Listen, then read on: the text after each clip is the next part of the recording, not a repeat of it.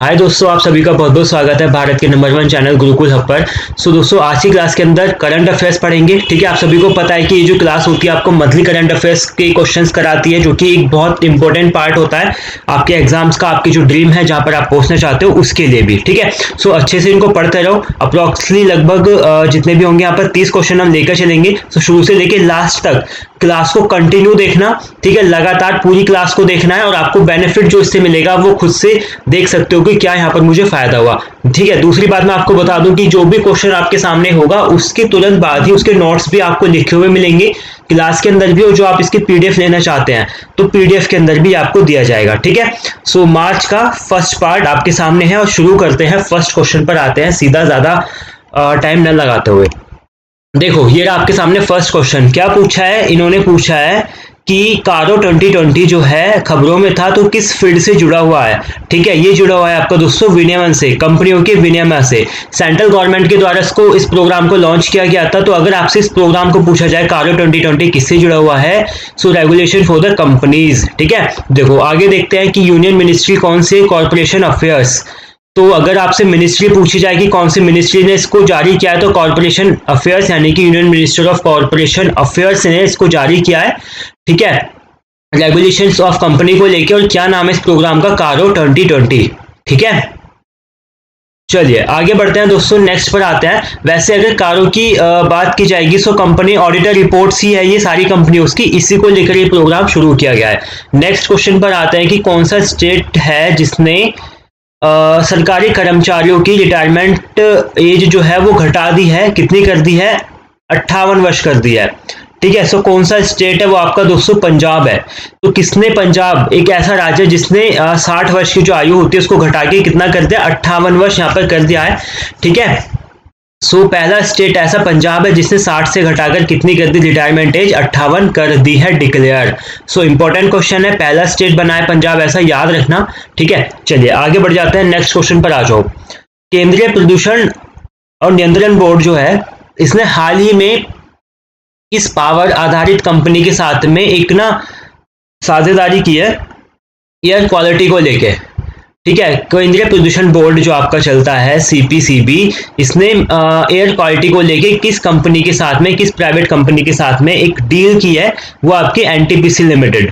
ठीक है, एनटीपीसी हालांकि एक उद्योगों के अंदर सबसे एक मोस्ट ऑफ कंपनी निकल कर आती है, आप सभी को पता है एनटीपीसी के बारे में।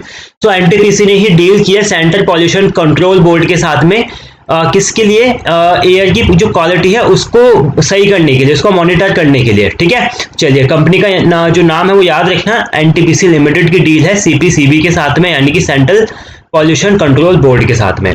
आगे बढ़ते हैं दोस्तों, ए ऑप्शन एनटीपीसी लिमिटेड बिल्कुल ठीक है हमारे यहाँ पे। आगे देखो अगला क्वेश्चन क्या है। फोर्थ नंबर का क्वेश्चन है दोस्तों, पॉल बाया जिन्होंने हाल ही में राष्ट्रपति चुनाव जीते, कौन से अफ्रीकी देश के राष्ट्रपति हैं? ठीक है, कॉन्टिनेंट आपको यहाँ पर दिया हुआ है और पूछा है कि कौन सा देश है अफ्रीकी महाद्वीप के अंदर जिसके पॉल बाया एक राष्ट्रपति यहाँ पर नियुक्त हुए हैं, कैमरून के बने हैं। ठीक है, हाल ही में बने हैं, कैमरून के बने हैं, ध्यान से याद कर लेना। हाल ही का मतलब है मार्च का। ठीक है, तो मार्च के करंट अफेयर्स पढ़ रहे हैं तो मार्च के अंदर कैमरून एक राष्ट्रपति चुने गए, कैमरून देश के राष्ट्रपति चुने गए थे पॉल बिया आपके। ठीक है, एक अफ्रीकी देश है, इंपॉर्टेंट है, पर्सनैलिटी का नाम भी, कंट्री का नाम भी और महाद्वीप का नाम भी। ठीक है, तीनों याद कर लेना। आगे बढ़ जाते हैं, नेक्स्ट क्वेश्चन पर आ जाओ। फिफ्थ क्वेश्चन है कि बुंदेलखंड एक्सप्रेसवे जो हाल ही में खबरों में थी किस राज्य में बनाया जाना एक प्रस्तावित है? ठीक है, बुंदेलखंड एक्सप्रेसवे कौन से स्टेट के अंदर आएगा? ये यूपी के अंदर आएगा। हालांकि यूपी गवर्नमेंट ने काफी ज्यादा इन चीजों पर काम किया है। ठीक है, लगभग मैं शुरू से लेके अगर मैं बात करूं आपकी कहां से, नवंबर की बात कर लेते हैं, नवंबर 19 की। तो नवंबर 19 के लेके आज क्या चल रही है आपकी मार्च की करंट अफेयर्स हम पढ़ रहे हैं, तो यहां तक के लगभग मैंने आपको 7 से 8 हाईवे पढ़ा दिए होंगे। ठीक है, एक्सप्रेसवे जिसमें गंगा भी हमारा इंपॉर्टेंट है, तो गंगा के बारे में मैंने आपको सारे डिस्ट्रिक्ट भी बताए थे। आज ये जो है बुंदेलखंड एक्सप्रेसवे, ये मैंने तब भी पढ़ाया था आपको मार्च में, आज फिर से सुन लो। ठीक है, सो सारी जितने भी एक्सप्रेसवे हैं यूपी के, ठीक है, बाकी जितने भी है वो मैं आपको बताता रहूंगा, लेकिन जो यूपी के हैं वो एक अलग नोट्स बनाते हुए चलना, तो आपको याद करने में इजी रहेंगे, है ना। चलो फिर आगे बढ़ते हैं। यूपी बिल्कुल ठीक आंसर है यहाँ पर हमारा बी। नेक्स्ट क्वेश्चन क्या है हमारा? ये रहा कि किस शहर ने पूसा कृषि विज्ञान मेला 2020 की मेजबानी की? ठीक है, कौन से शहर ने किया? नई दिल्ली ने किया। न्यू दिल्ली के अंदर ये मेला आयोजित किया गया कृषि विज्ञान को लेके, 2020 का जो संस्करण है वो वाला। ठीक है, बाकी क्या लिखा हुआ है कि ICAR भारतीय कृषि अनुसंधान संस्था द्वारा आयोजित इसको किया जाता है। नॉर्मली आप याद रखना कि कृषि विज्ञान मेला जो 2020 का संस्करण था वो आपका न्यू दिल्ली के अंदर जो इसका सम्मेलन है वो यहाँ पर हुआ है। वैसे जो होते हैं इसके, एक तो बंगलोर के अंदर भी काफी ज्यादा होता है, दूसरा न्यू दिल्ली भी आपका टॉप पर ही चलता है, इसके साथ में एक गुड़गांव होता है। तो ये 3-4 सिटी है जहाँ पर ये मेले ज्यादातर आयोजित किए जाते हैं। तो इनमें ना कंफ्यूजन मत होना, इनको बार बार रिवाइज करते रहना तो वो अच्छे से याद हो जाएंगे, है ना। आगे बढ़ जाते हैं, नेक्स्ट क्वेश्चन पर आ जाओ। क्या है इकेम फेस्ट नाम की प्रदर्शनी है, किस केंद्रीय मंत्रालय के द्वारा इसको आयोजित किया गया है? और वह दोस्तों आपकी social justice and empowerment, B option बिल्कुल ठीक है, सामाजिक न्याय और आधिकारिकता मंत्रालय के द्वारा इकेम फेस्ट, ठीक है, एक प्रदर्शनी है और इसको एग्जीबिशन को जारी किया गया है इस मंत्रालय के द्वारा। ठीक है, थोड़ी सी देख लेते हैं इसके बारे में। क्या है कि 7 डेज का ये एक एग्जीबिशन चली थी, है ना, इकेम फेस्ट के नाम से, organise by international handicapped finance development corporation, यानी कि आपकी NHFDC। ठीक है, और ये था इस प्रदर्शनी को लेकर। और दूसरी कौन सी थी? मिनिस्ट्री आपकी सोशल जस्टिस एंड एम्पावरमेंट। तो इन दोनों ने करा है, फर्स्ट ये एंड द सेकंड ये। तो इन दोनों का नाम याद रखना कि इस एग्जीबिशन को किस संस्था ने, यानी कि आप मंत्रालय की बात कर लो या फिर जो कॉर्पोरेशन है इसकी बात कर लो, इन संस्थाओं ने इसको कराया है। ठीक है, चलिए ये आपके, एक तो ये हो गई NHFDC और दूसरी ministry social justice and empowerment हो गई। चलिए आगे बढ़ते हैं दोस्तों, नेक्स्ट क्वेश्चन पर देखते हैं क्या है। 8वें नंबर पर है और ना इन्होंने पूछा है कि मोबाइल एप्लीकेशन है, एक ऐप है, फोन ऐप है, उसका नाम है हमसफर। तो किस सेवा से ये जुड़ा हुआ है ना, ये आपकी जो फ्यूल होता है ना उसकी डिलीवरी से जुड़ा हुआ है, यानी कि ईंधन की डोर डिलीवरी, यानी कि होम डोर पर उसको सप्लाई करने के लेकर ये चीज जुड़ी हुई है हमसफर। सो अगर आपसे पूछा जाए कि जो आपका ऐप है हमसफर, ये पेन टेढ़ा हो गया, कोई बात नहीं, समझ लो, यहाँ पे मैं दोबारा से कर देता हूँ। ये रहा हमसफर जो ऐप है ना, ये है आपका डोर डिलीवरी ऑफ फ्यूल। ठीक है, अब 2 ऑप्शन देखो यहाँ पे, एक दिए हुए हैं, दूसरी क्या दे रखा है, डोर डिलीवरी ऑफ मेडिसिन। तो ध्यान से कर लेना, मेडिसिन के भी ऐप जारी किए गए हैं लेकिन वो अलग हैं। ठीक है, इसी तरह से उनका भी नाम है, लेकिन अभी फिलहाल इस पर ध्यान दो। हम सफर जो है वो फ्यूल को लेकर है, ईंधन को लेकर है, ईंधन की डिलीवरी को लेकर है। नेक्स्ट है दोस्तों, क्या दे रखा है इन्होंने कि पेकाल लुनमार्क जो आपका है has been selected as a next president and CEO of the global consumer electronics company. कौन सी कंपनी के पेकाल लुनमार्क को CEO बनाया गया है? ठीक है, ये थोड़ा सा ना डी ऑप्शन पर आ रहा है, लेकिन आप अपना नाम तो यहाँ से याद कर लो। देखो मैंने लाइन खींच दी, बाकी का यहाँ नीचे पढ़ लो जो हिंदी पढ़ने वाले हैं कि पेका लैंडमुथ, नाम यहाँ से देखा, बाकी यहाँ से देखेंगे कि वैश्विक उपभोक्ता इलेक्ट्रॉनिक्स कंपनी के अगले अध्यक्ष CEO के रूप में चुना गया है। कौन सी कंपनी है जिसका इनको CEO बनाया गया है? नोकिया का। ठीक है, कौन सी आपकी? नोकिया का। वैसे डूबी हुई कंपनी है लेकिन एक ट्राई अप इनका बहुत अच्छा चल रहा है कि ये अपग्रेड हो सके, आगे बढ़ सके। ठीक है, चलिए वो बात आगे की है, इकोनॉमिक्स जो भी बात होंगी, लेकिन आपको CEO नाम याद रखना है, नोकिया की पेका लैंडमुथ बने हैं। ठीक है, आ जाओ आगे। 10वें नंबर का क्वेश्चन है, देखो क्या है। ठीक है, जल्दी से पढ़ो अच्छे से क्वेश्चन को कि कौन राष्ट्रीय भौतिकी प्रयोगशाला की मूल एजेंसी है? काम क्या है उसने? जिसने हाल ही में मुद्रा नोटों की छपाई पर अंकुश लगाने के लिए एक सुरक्षा स्याही विकसित की है। ठीक है, तो एक मतलब वही सिक्योरिटी को लेकर काम किया गया है, नोटों की छपाई को लेके, है ना। सो कौन सी आपकी ये है? वैज्ञानिक और औद्योगिक अनुसंधान परिषद। ठीक है, यानी कि council of scientific and industrial research. A option बिल्कुल ठीक है यहाँ पे, जिसने काम है, देखो नोट्स में देख लेते हैं, थोड़ी सी चीज यहाँ पर पता पड़ जाएगी। ठीक है, तो council of scientific and industrial research जो है एक ऑर्गेनाइजेशन है और इसने ना काम किया है नोटों की जो छपाई होती है उसमें इंक इस तरह की लाई जाए कि उनकी सुरक्षा बढ़ाई जा सके। ठीक है, मतलब जो भी इन्होंने और भी इसके अंदर फीचर्स लाने की सोची होगी, अपडेट करने की सोची होगी, वो चीज यहाँ पर है। ठीक है, सो कंपनी का जो नाम है, जो ऑर्गेनाइजेशन का नाम है, वो आपको याद रखना है, इजिली हो जाएगा ये भी। ठीक है, आगे बढ़ जाओ। 11वें नंबर का क्वेश्चन कि किस पूर्व भारतीय क्रिकेटर को राष्ट्रीय पैनल, ठीक है, राष्ट्रीय चयन पैनल का अध्यक्ष नामित किया गया है? यानी कि नेशनल सिलेक्शन पैनल जो होता है, जिसके जो खिलाड़ियों को चुनता है, स्पोर्ट्सर्स जो होते हैं, आपको उनको जो चुनाव किया जाता है, उस पैनल का अध्यक्ष बनाया गया है। क्या नाम है उनके अध्यक्ष का भी? और क्रिकेटर जो सुनील जोशी। ठीक है, तो याद रखना सुनील जोशी सी ऑप्शन पर लिखा हुआ है, ये लिखा हुआ सुनील जोशी, जो कि आपके नेशनल सिलेक्शन पैनल के स्पोर्ट्स का जो है उसके बने हैं, ठीक है, यानी कि क्रिकेटर का जो है क्रिकेटर है ये, और नेशनल सिलेक्शन पैनल के अध्यक्ष बनाए जा चुके हैं सुनील जोशी, ठीक है। देखिए नोट्स के अंदर भी देख लो, सही आंसर सी ऑप्शन बिल्कुल ठीक है, ये मैंने आपको बता दिया। बाकी क्या है, फॉर्मर इंडियन स्पिनर रहे हैं ये सुनील जोशी, है ना, और इनको फिलहाल चेयरमैन बनाया गया है किसका, आपके नेशनल सिलेक्शन पैनल का, और एडवाइजरी भी दे रखी है कमेटी CAC और BCCI।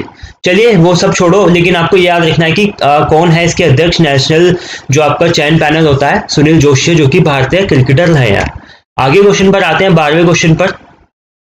आगे 12th क्वेश्चन ये रहा आपका। क्वेश्चन है कि हाल ही में प्रत्यक्ष कर विवाद से विश्वास बिल 2020 के अनुसार समय सीमा क्या है जिसके तहत कर भुगतान करने वाले देकर का भुगतान कर सकते हैं, ठीक है।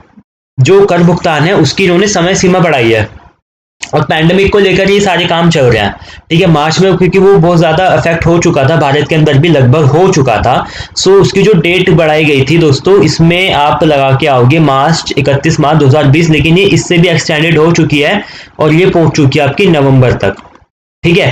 तो ये तब का क्वेश्चन है जब मार्च के अंदर ये चीज चली थी, ठीक है, लेकिन इतनी नहीं बताते कि ये पैंडेमिक जो कोविड-19 है इतना बढ़ जाएगा, कौन सा आपका जो कोविड-19 है ये इतना बढ़ जाएगा, तो इसके बाद में जो टैक्स प्लस जो एक डेट होती है, ठीक है, ड्यू डेट भी उन्होंने एक्सटेंड किया है, और काफी सारी डेट्स जो होती है जैसे GST वगैरह की हो गई, एक्साइज की हो गई, ये भी डेट अलग अलग बढ़ाई गई है, ठीक है। सो ये जो पहुंची है आपकी नवंबर 2020 तक पहुंच चुकी है। चलिए आगे बढ़ जाते हैं और नेक्स्ट पर आता है 13 नंबर पर आपका दोस्तों। क्वेश्चन क्या है कि अपने पूर्व मुख्यमंत्री ये अपने नहीं होगा, देखो इंग्लिश में देखते हैं, इंग्लिश में क्या है कि an integrated sport complex named after the its former chief minister PA Sangma is to come up which Indian state. PA Sangma कौन से स्टेट से बिलोंग करते हैं जिनके नाम पर एक एकीकृत खेल परिसर का नाम रखा गया है ना। तो सभी को पता है, देखो इजी क्वेश्चन है, मेघालय के ये CM है, ठीक है, PA संगमा यहाँ के CM। तो कौन से स्टेट से बिलोंग करते हैं, मेघालय से बिलोंग करते हैं आपके PA संगमा, ठीक है। चलिए मेघालय बिल्कुल ठीक है यहाँ पे, और इंटीग्रेटेड स्पोर्ट कॉम्प्लेक्स इनके नाम पर एक बनाया जा रहा है, ठीक है। डिस्ट्रिक्ट कौन सा है, तुरा डिस्ट्रिक्ट है, ये लिखा हुआ आगे लिखा हुआ है, तुरा डिस्ट्रिक्ट के अंदर ये कॉम्प्लेक्स जो है ये बनेगा, ठीक है। सो फॉर्मर चीफ मिनिस्टर जो PA संगमा यहाँ के रहे थे। चलिए दोस्तों आगे बढ़ जाते हैं, और एक ना नाम आपको दिया हुआ है 14 नंबर पर कि जेवियर परेज, ठीक है, ये दे रखा जेवियर परेज, जिनका हाल ही में ना डेथ हुई है। तो कौन से ऑर्गेनाइजेशन के प्रमुख थे ये थे। हमेशा अगर डेथ आपसे पूछी जाएंगी ना तो उनका फील्ड ही पूछा जाएगा, ये बात ध्यान रख लेना। और यही जो काम रिलेटेड रहे हैं आपके UN से रिलेटेड रहे हैं, यानी कि संयुक्त राष्ट्र से संबंधित रहे हैं। आगे देखते हैं, ठीक है। तो हालांकि डेथ इनकी 100 एज में ही हुई है, काफ़ी सही है इनका जो हिसाब है। तो फॉर्मर जो United nation secretary general Javed Perez जो हैं, ठीक है, क्या रहे हैं, सेक्रेटरी रहे हैं इसके UN के अंदर। तो पोस्ट तो वैसे मुश्किल ही पूछेगा आपसे, फील्ड पूछा जा सकता है, लेकिन बाय चांस 1% अगर पोस्ट भी पूछ ले तो याद कर लेना कि यूनाइटेड नेशन के सेक्रेटरी जनरल रहे हैं, ठीक है। चलिए दोस्तों आगे बढ़ते हैं। अगला क्वेश्चन है कि हाल ही में रिलीज हुई क्रॉनिकल्स ऑफ चेंज चैंपियंस नामक एक पुस्तक है। तो इस किस योजना के तहत पहल की गई एक संकलन ये है, ठीक है, और किसके द्वारा है, ये आपका बेटी बचाओ बेटी पढ़ाओ को लेके। सी ऑप्शन बिल्कुल ठीक है यहाँ पे हमारा। आगे बढ़ते हैं दोस्तों, नेक्स्ट पर आते हैं। देखो थोड़ा सा नोट्स पे नजर मार लो, तो बेटी बचाओ बेटी पढ़ाओ बिल्कुल ठीक है, सी ऑप्शन, ठीक है। और ना यूनियन मिनिस्टर एट किसकी, women and child development Smriti Irani जो है आपकी, यानी कि स्मृति ईरानी, इन्होंने इसको रिलीज किया है बुक को, ठीक है। Chronicles of change champions book का नाम है, बिल्कुल ध्यान से याद कर लेना, ठीक है। जो इसकी जिन्होंने इसको रिलीज किया है उनका नाम भी स्मृति ईरानी का, ठीक है। और है क्या चीज ये कि compilation of the 25th innovation initiatives taken to the state and the district levels under the Beti Bachao and Beti Padhao scheme को लेकर ही, मतलब इस बुक के अंदर इसके बारे में दिया गया है, बात खत्म। बाकी आपको याद करना है कि क्या नाम है, क्रॉनिकल्स ऑफ चेंज चैंपियंस, किसके द्वारा रिलीज की गई है, स्मृति ईरानी के द्वारा। मैं पॉइंट बना देता हूँ, फर्स्ट आपको ये, ठीक है, सेकंड ये हो गया जो बुक का नाम है, एंड द थर्ड ये हो गया कि आप ये याद रखोगे कि किस फील्ड से रिलेटेड ये बुक को लॉन्च किया गया है, ठीक है दोस्तों। चलिए आगे बढ़ते हैं। देखो 16वें नंबर का एक क्वेश्चन है आपके सामने कि भारतीय आर्थिक नेताओं सॉरी, भारतीय आर्थिक नेता को महिला, कौन सी ऐसी महिला है जिसको ये ना इन्होंने गड़बड़ कर रखी है हिंदी में लिखने में। ठीक है, इंग्लिश वाला वर्जन देखो, इस क्वेश्चन में इंग्लिश वाला देखो वर्जन। ठीक है, which Indian business leader received an award, ठीक है, for the excellence is business by the Egyptian government at the women economic forum 2020, यानी कि इजिप्ट गवर्नमेंट के द्वारा किस महिला को, भारतीय महिला को एक्सीलेंस इज इन बिजनेस, ये एक अवार्ड होता है इस देश के अंदर दिया जाता है, ये दिया गया है। ठीक है, किस चीज को लेके, वुमेन इकोनॉमिक फॉर्म को लेके, यानी कि जो महिला है बिजनेसमैन, ठीक है, बिजनेस वुमेन्स जो महिला है उनको लेकर ये अवार्ड दिया गया। तो किसको दिया गया ये चीज इन्होंने पूछी है। ठीक है, वो बीना मोदी है। सो हिंदी में ना थोड़ी सी लैंग्वेज अलग हो चुकी है, जो टाइपिंग में मिस्टेक हुई होगी जो हमारे टाइपिंग वाले हैं उनसे, तो कोई बात नहीं, आपको मैंने समझा दिया इंग्लिश वाले वर्जन से, आप इसको याद कर लेना। ठीक है, बीना मोदी का नाम याद करना, और वुमेन इकोनॉमिक फॉर्म के अंदर इनको मिला है एक्सीलेंस इन बिजनेस अवार्ड, किसके द्वारा, इजिप्ट गवर्नमेंट के द्वारा। ठीक है, कब, 2020 मार्च के अंदर। ठीक है, चलिए दोस्तों आगे बढ़ते हैं।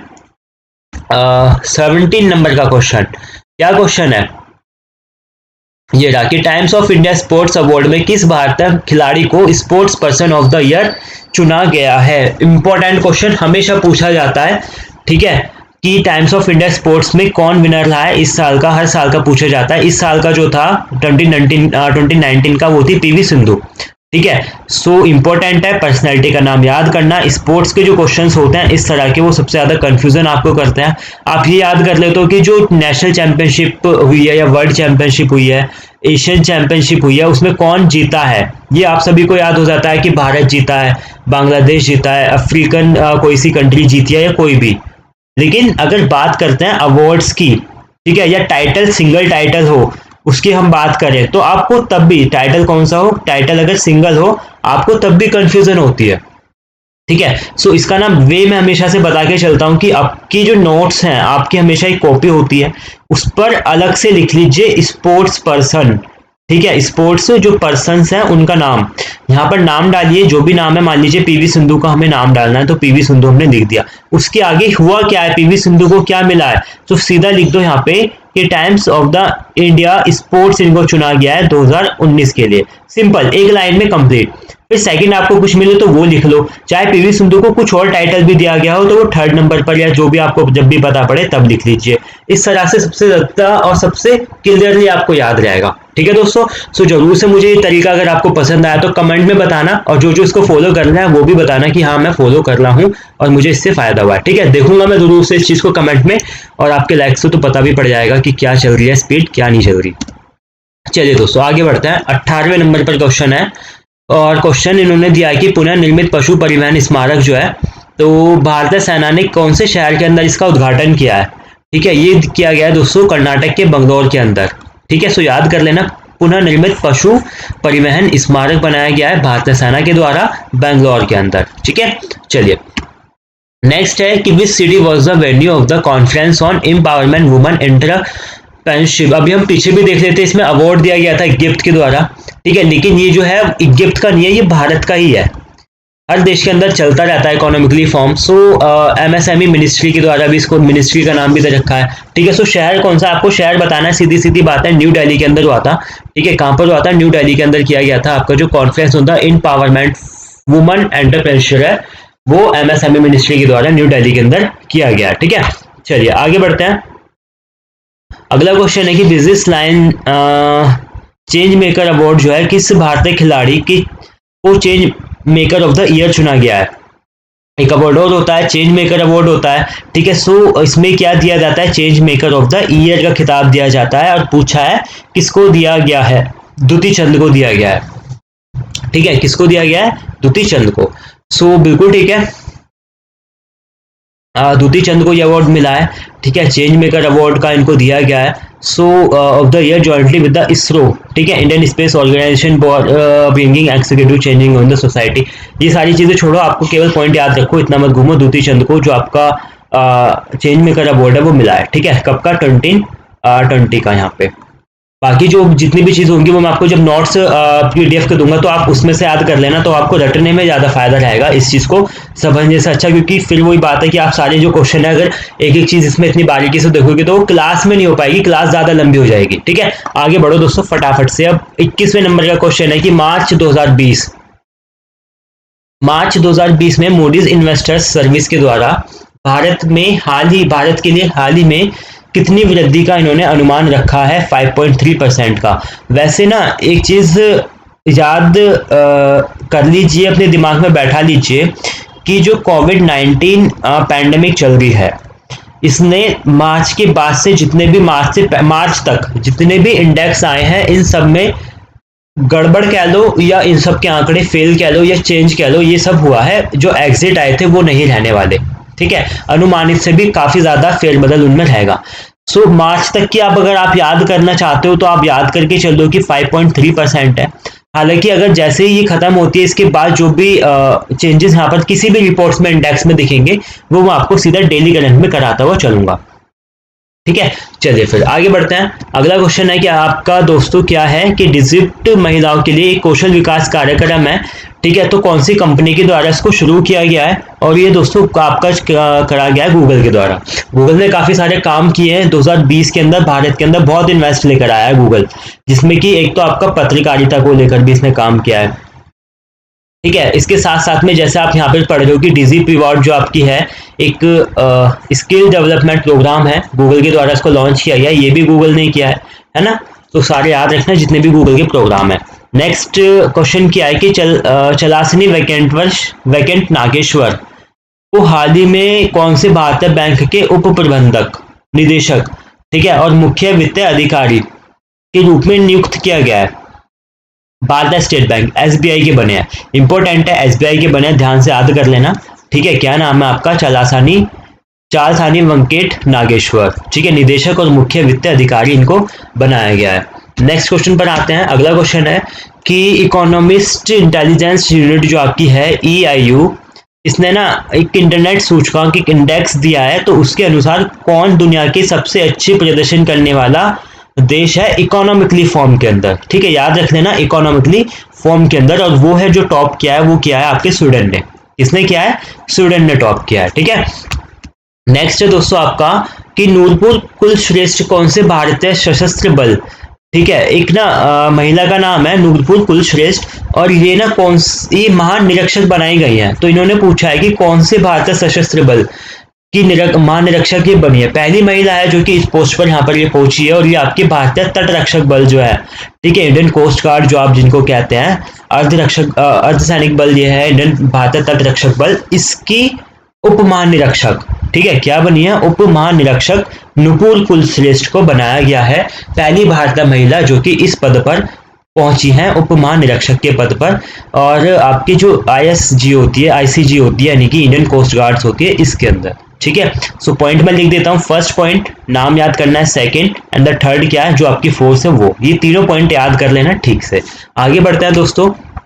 नेक्स्ट है 26 नंबर पर कि वर्ल्ड इकोनॉमिकली फॉर्म के अंदर किसने अपनी 115वें युवा वैश्विक नेताओं की सूची जारी की है, और इस सूची के अंदर भारतीय जो हैं वो कितने भारतीय इसके अंदर शामिल किए गए हैं? 5 भारतीय इसके अंदर शामिल है, ठीक है। इनके जो फॉर्म्स हैं देख लेते हैं थोड़ी सी यहाँ पर नोट्स भी, कि वर्ल्ड इकोनॉमिकली फॉर्म जो है जिसको WEF भी कहते हैं, इसने एक लिस्ट जारी की है, ठीक है, जिसके अंदर 115 यंग ग्लोबल लीडर्स, 115 नेताओं की सूची जारी की गई है, ठीक है, जो कि युवा भी हैं, ठीक है। काफी सारे पॉइंट्स है, सबसे मैन तो युवा ही है, और इसके साथ में वो अट्रैक्टिव भी सबसे ज्यादा रहे हैं पूरी, मतलब एक जो लीड होती है ना उसके अंदर। सो उसमें ना 5 भारतीयों को शामिल किया गया है। सो नंबर ध्यान से याद कर लेना, 5 भारतीय, ठीक है। चलिए आगे बढ़ते हैं दोस्तों। नेक्स्ट क्वेश्चन पर आते हैं। प्रगति, ठीक है, क्या दे रखा है? प्रगति भारत में किस तकनीकी कंपनी की एक कॉर्पोरेट सामाजिक जिम्मेदारी है या फिर पहल उसने की है प्रगति नाम से, ठीक है, और वो है दोस्तों आपकी गूगल ही है। मैंने आपको ये क्वेश्चन जब डेली करंट थी तब भी कराया था, मुझे अब भी याद है। Pragati is a corporate social responsibility, ठीक है, intentive of which technology company जो है वो गूगल है, बिल्कुल ठीक है। यहाँ पे ऑप्शन नंबर ए हमारा, ठीक है। चलिए दोस्तों नेक्स्ट आते हैं।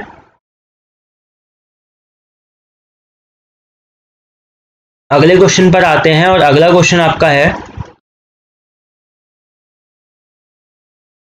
प्रगति गूगल नहीं दोस्तों, इसका फेसबुक है सही आंसर, ठीक है, गलत है, ए नहीं है, फेसबुक है, ध्यान से याद कर लेना। गूगल गलती से निकला है, इसके लिए सॉरी, फेसबुक है, ठीक है। करेक्ट आंसर क्या है? फेसबुक, ठीक है। चलिए आगे बढ़ते हैं, और नेक्स्ट क्वेश्चन क्या है आपका, देखो कि सरकार के हालिया आंकड़ों के अनुसार 2017-18 से 2019-20 के दौरान महात्मा गांधी राष्ट्रीय ग्रामीण रोजगार गारंटी अधिनियम के तहत क्या खर्च है, यानी कि जो इनके खर्च का टोटल अनुमान है या फिर जो भी खर्च इनका एक्सपेंडिचर अब तक हुआ है, हो चुका है, वैसे तो अनुमान नहीं है, वो कितना है।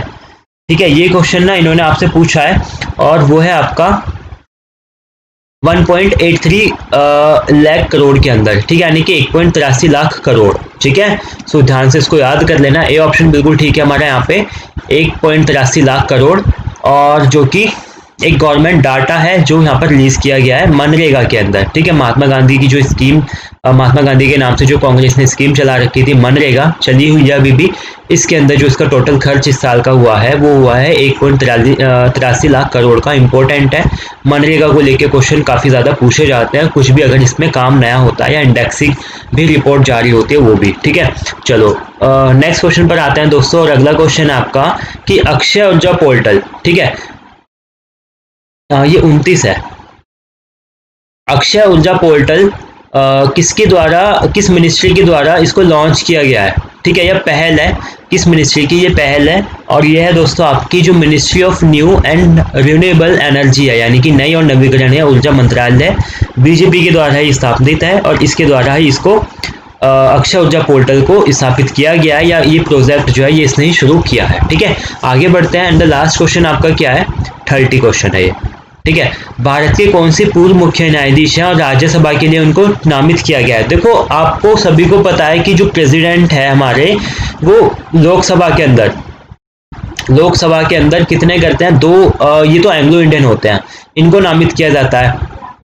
और इसके साथ में दूसरा पॉइंट क्या है कि जो राज्यसभा होती है, तो राज्यसभा के अंदर कितने करते हैं, ये 12 करते हैं। सो 12 जो नामित किए जाते हैं, नॉमिनेट किए जाते हैं, ये कैसे होते हैं, कोई पत्रकारिता में प्रमुख होता है, ठीक है, और कोई किसी चीज़ में मतलब साहित्य वगैरह हो गया, विज्ञान हो गया, इस तरह से जो होता है ये 12 व्यक्तियों को नामित किया जाता है राष्ट्रपति के द्वारा। तो इसी तरह से राज्यसभा में जो आपके यहाँ पर नामित किए गए हैं वो है रंजन गोगोई। ठीक है, हाल ही में रिटायर हुए हैं, अभी सुप्रीम कोर्ट के महाजज रहे हैं, भारत के चीफ जस्टिस रहे हैं, मुख्य जज रहे हैं। ठीक है, तो इनको नामित किया गया राष्ट्रपति के द्वारा राज्यसभा के लिए। सो इंपॉर्टेंट क्वेश्चन है, ध्यान से याद कर लेना ये वाला भी। सो क्लास के सारे क्वेश्चन दोस्तों, आज की क्लास बहुत अच्छी क्लास यहाँ पर रही है इंपॉर्टेंट क्वेश्चन से। ठीक है, सो ध्यान से इनको याद करना, अच्छे से पढ़ना, और पीडीएफ जो आपको डिस्क्रिप्शन में बता दिया जाएगा कि कहाँ पर इसकी पीडीएफ आपको मिलेगी। ठीक है, यहाँ तक तो काम होता है दोस्तों मेरा जो आपके लिए मैंने कराया अभी तक। अब काम होता है आपका, एक तो लाइक, ठीक है, आपको जो भी जैसी भी क्लास लगती है, आपको क्वेश्चंस और इसमें बढ़वाने हैं, कुछ चेंजेस करनी है, कुछ नए क्वेश्चंस या फिर कुछ नया टॉपिक आपको चाहिए, तो आप वो कहाँ बताओगे, वो आप बताओगे कमेंट्स के अंदर। ठीक है, आपको जैसी भी लगती है, केवल 1 मिनट, मैंने आपको कितनी देर पढ़ाया, लगभग 30 मिनट्स के आसपास हमें हो गए क्लास चलते हुए, कुछ ऊपर नीचे ज़्यादा 1-2 मिनट होगा। तो इतनी देर में अगर आप 1 मिनट निकाल सकते हो तो दोस्तों प्लीज से निकालिए जरूर। ठीक है, और 1 मिनट निकाल के लाइक्स और कमेंट, बस ये 2 काम होता है, क्योंकि इससे क्या होता है, हमें ये पता पड़ता है, सीधी मैं आपको बता दूं तो हम केवल और केवल मोटिवेट होते हैं कि हाँ ये चीज जो है बच्चों को पसंद आ रही है, उनके काम आ रही है, और इस पर और काम किया जाए, बस इतना। ठीक है, चलिए दोस्तों, फिर नेक्स्ट क्लास के अंदर मिलेंगे, और नेक्स्ट क्लास जो आपकी रहेगी वो मार्च की ही रहेगी, पार्ट 2 रहेगा उसके अंदर। ठीक है, चलिए दोस्तों, गुड बाय, अच्छे से पढ़िए और अपने ध्यान भी रखिए, सेफ रहिए, घर में रहिए और ठीक से अपनी तैयारी को करते रहिए। ठीक है, चलिए दोस्तों, बाय, सभी को अच्छे से ध्यान रखिए अपना और घर पर रहिए।